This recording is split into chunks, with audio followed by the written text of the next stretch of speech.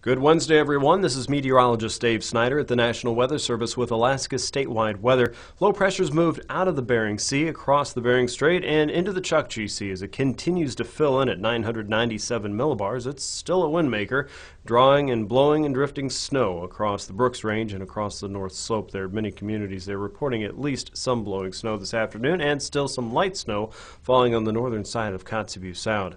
High pressure sitting east of the Alcan border at 1,027 millibars. That is feeding cold continental air into low pressure, a vacuum sitting south of Kodiak Island. And at 982 millibars, it's doing a pretty good job, blowing in some rain across the northern Gulf Coast and Kodiak Island itself. For now, a large part of southeast seems to have remained fairly dry, but the winds will be picking up.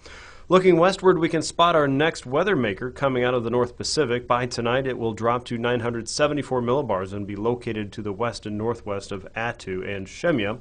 High wind watches are posted well in advance of the storm, with the western Aleutians looking for sustained winds to come up to 55 to 70 miles per hour from the south and west starting Thursday night and could last into late Friday evening.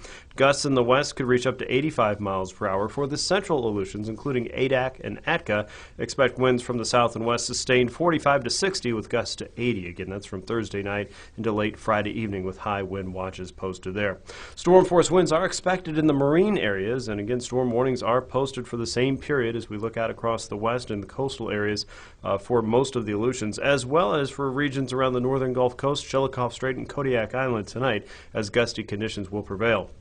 Most of the interior will be dry. You'll see clouds passing through from time to time.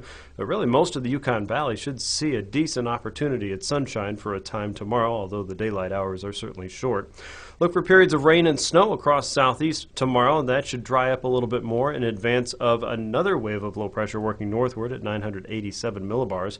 A front will work its way into southwestern Alaska by Friday afternoon, bringing an increased threat of snow to south and west, as well as a couple inches of snow for the Alaska Peninsula, not to mention stronger winds and gusts. Look for the front to work over Kodiak Island as we go through Friday afternoon. Periods of rain and snow mainly across coastal areas in the south central region, and for Prince William Sound, periods of rain and snow should continue there as well, with snow showers around Ambler and east toward Fairbanks. With Alaska statewide weather, I'm meteorologist Dave Snyder.